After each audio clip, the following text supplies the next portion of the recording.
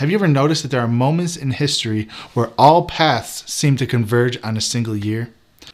A year where prophecy, power, and deception intertwine. Well, you guessed it. We're talking about 2025. And in this video, we're going to go over a bunch of very strange predictions and prophecies for 2025 that most people have never heard about before. And the way that all this stuff lays out and converges into a single event is going to blow you away. Now, most of these come from the 80s and 90s, and all of them point to 2025 being the strangest year that humanity has ever seen. And no, this is not an exaggeration. So let's get into it. Yeah, well, things are about to get real. We're going to start this video off with the blind mystic Baba Vanga and her predictions for 2025. But let me be clear, this isn't merely about her claims. This is about the undeniable connection to the grand narrative of the Bible itself and the end times events that have been laid out for us for thousands of years. It's about the rise of a one world government. It's about the rise of creatures coming out of the abyss, an economic structure that will collapse and shake humanity to its core. And a mark that will be introduced by a man that I can't say his name here, but let's just say the man of sin himself. And if you think the alien narrative is unrelated, well, think again, because all the events that we're about to cover here bring everything that's happening in our world today into one crazy convergence. First, let's just quick talk about the blind mystic, because she's predicted some very strange things, including 9/11. So she was born in 1911 in Bulgaria. She went blind as a child. And she, let's just say she started having visions of things that were going to happen, visions of the future. And I know before you're saying, well, first of all, visions are evil and we shouldn't listen to them. And second of all, she's probably just crazy. Well, two things. First, I do believe that these visions come from the spiritual realm. I believe that she made contact with entities on the other side who told her about events that were to come. Some of the things she predicted have already come to pass. Like what, you might ask? Well, let's talk about 9/11. She said that, quote, steel birds would attack the American brethren. Okay, steel birds. Interesting. She also predicted the 2004 tsunami. She said that great waves will cover the shores and people will disappear under the water. And we know that I think it was tens of thousands of people were killed in the 2004 tsunami. Huge tragedy, one of the biggest tragedies in modern times. She also predicted the rise of a black president, and she said it would coincide with economic turmoil. And in case you forgot, Barack Obama took office during the peak of the 2008 financial collapse. But it's her warnings about 2025 that are the most strange. So what did she say is going to happen? Well, let's just get right into it. She said, first, alien contact would forever alter humanity. She said that 2025 would be the year that humanity finally makes a contact with aliens. She also said that natural disasters would reshape the nations. She said the collapse of financial systems would usher in a unified global order. She said that biological crises caused by unprecedented outbreaks would occur. She also said geopolitical conflicts leading to the destruction of cities and borders would happen. But wait, there's more. She also said that technological singularities would blur the lines between human and machines. She also said, that's not it, guys. She also said that cosmic disturbances with celestial events would trigger fear and awe among the population. Now, everything I just said there is lining up with actual real-life events that are happening now, okay? Every single thing that she said has roots in what's happening right now. But here's the thing. These were actually predicted in the 80s and 90s. So there's no way that she could be watching the news and be like, oh, well, I'm going to predict AI is going to take over. Or I'm going to predict quantum computers are going to make contact with another dimension. How would she know that? It was the 80s. And it doesn't make sense unless she was told by some sort of spirits or entities. Among her most alarming and strange claims for 2025 is humanity's first official contact with extraterrestrial life. And this isn't mere speculation, everybody. Take into account the drone invasion we just saw, as well as the Pentagon's UFO disclosure that's been happening, and testimonies from people like David Grush and other military insiders. It's accelerating. This whole UFO topic is accelerating, and many people, including me, have said that it's all going to lead to some sort of big announcement on the public stage. There is an alien invasion happening at the Costco. An alien invasion? But what if this contact isn't what it seems? Now, on this channel, we've been talking about UFOs and all these things are actually evil They're fallen angels. They are definitely not space aliens from another planet. They are interdimensional beings, and they are here to deceive humanity. Now, take Dr. Stephen Greer, for instance. He's a prominent whistleblower and founder of the Disclosure Project, and he's also warned of a staged alien invasion. We have very different opinions on the UFO phenomenon, Dr. Greer and I. However, his predictions and Baba Vagana's predictions seem to line up. Wernher von Braun said to her, what we're going to do, we're going to hoax an alien threat to consolidate sort of a totalitarian power around the world, because it'll be so frightening to people. They will give up their freedoms, and they will, et cetera, and so on. We have to have an interplanetary war and Armageddon so Christ will return. And now I'm quoting, and I went, excuse me? And it turned out he was the major funder for a far extreme group at the Vatican known as Opus Dei, and was very devoted to this idea that Christ will only return when enough of the world is destroyed, enough of the population is destroyed, that it forces the return of Christ. So I'm there just listening politely going, WTF, right? What?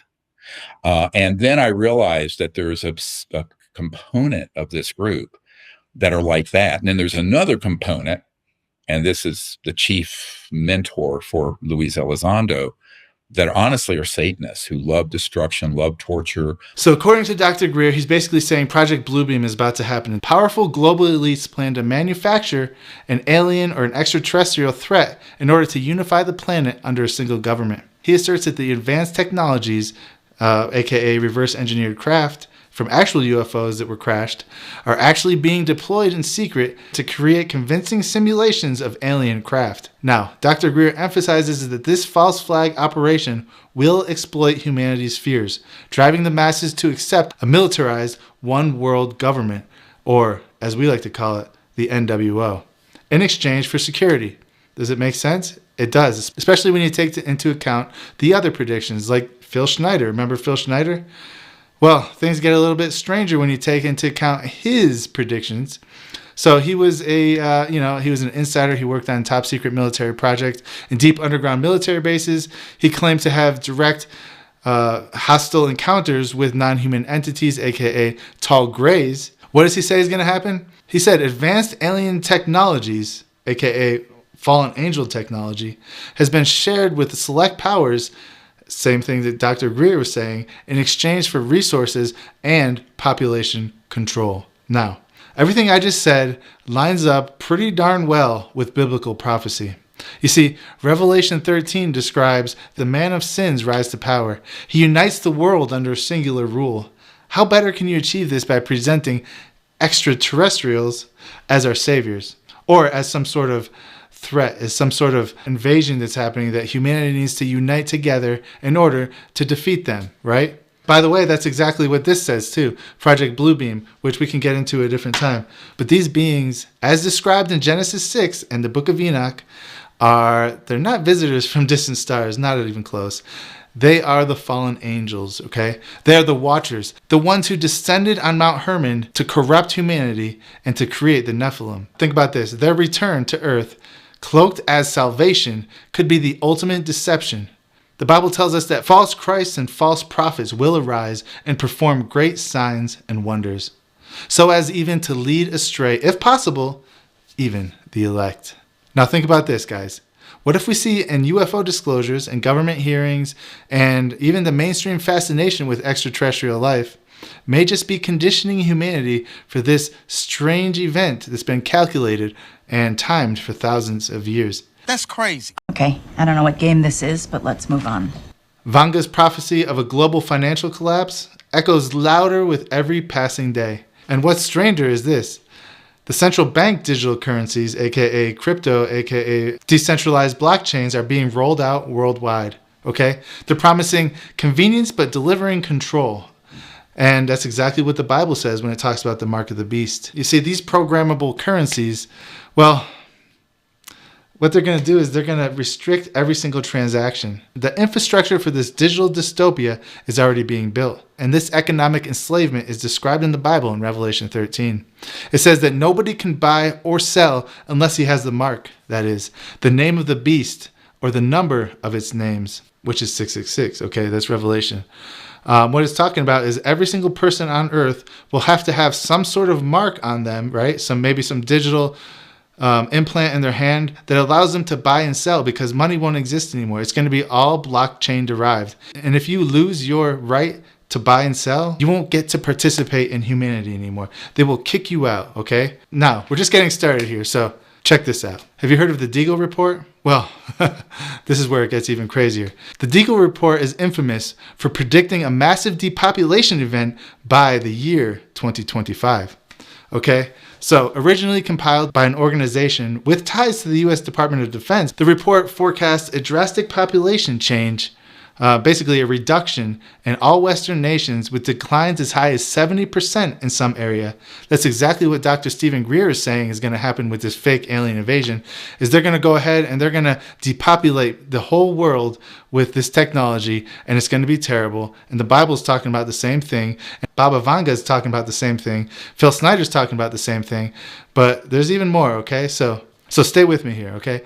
Deagle attributes these figures, the 70% in global population, to economic collapse, famine, disease, geopolitical instability, and wait, what does that sound like? Oh, it sounds like the predictions from the Blind Mystic, huh? Well, she made those in the 90s. How is that possible that these two things are converging? Stick with me, guys. While critics dismiss these predictions as speculative, which they could be, the convergence of global crises, pandemics, resource shortages, and war lends them a troubling plausibility. And we can all see things could get a lot worse really quick the way this world is going. We're not done yet. Now, take all these things that we've been talking about this whole video and combine it with what I'm about to show you. Now, this is an interview from a man named James Goodall, who was an employee at basically Area 51 at the S4 facility at Groom Lake. Okay, the same place that Bob Lazar talked about working. You know, the place where they're working on alien craft, reverse engineering UFOs, and all these things. He says that 2025, okay, and this was recorded in the 90s, that 2025 will be the year where the UFOs are shown to the people. Okay, now combine that with everything we just talked about, and things start to become a little bit more clear. I have had the opportunity over the years to interview, again, people who have worked at the test site at Groom Lake. One gentleman spent 12 of his 30 years in black programs at Groom Lake. When I asked him, I said, first of all, I said, do you believe in UFOs? And he looked at me with a straight face in one-on-one. He said, absolutely, positively, they do exist. I said, can you expand upon that? And he said, no, I can't. About a year later, we were talking about, again, activities at Groom Lake. And I asked him, I said, you know, can you really tell me what's happening out there? And he said, well, there's a lot of things that are going on there that I won't be able to tell you until the year 2025. 2025. 2025. 2025. But we have things in the Nevada desert that would make George Lucas envious. Another individual who was an NCO, an E9, which is the highest grade you can get as an enlisted man. He's a chief master sergeant in the Air Force. Was a safety specialist. He had 3 different tours of duty at Groom Lake on various programs. Now, he had no connection with my friend who worked on the other black programs. We were talking, I interviewed him at Nellis in 1985, 86 time frame. And I said, what's out there? And again, he looked me straight in the eye and he said, we have things out there that are literally out of this world. I said, explain. He said, I can't. But trust me, see, we have things that are better than Star Trek, better than anything you can see. Son of a bitch, I knew it! So there it is, everybody. All these events are starting to converge on the year 2025, which is, at the point of this recording, just a few days away. Now, go ahead and leave a comment. Tell me your opinion. And I'm curious to read what everybody thinks about this, because all these different people are saying that some crazy convergence is about to happen in the year 2025.